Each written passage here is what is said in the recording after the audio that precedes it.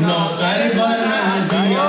और शादी से पहले मैं भी तो काला गुलाब था,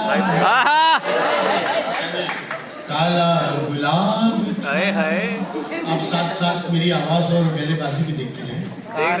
शादी से पहले मैं भी तो काला गुलाब था, उसकी निगाह शौक ने गुलर बना दिया,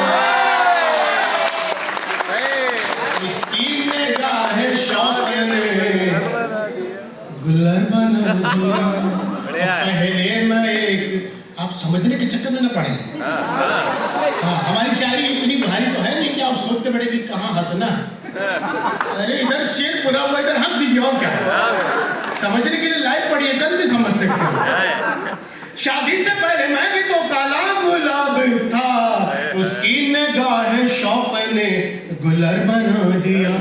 और पहले मैं एक चेक था 18 लाख का, 18 लाख का। पहले मैं एक चेक था 18 लाख का, मैडम की ख्वाहिशात ने चिल्लर बना दिया।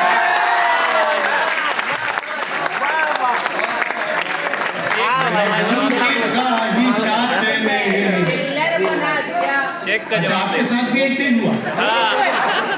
नहीं, आप दोहरा रहे हैं, मैंने कहा शायद आपके साथ भी।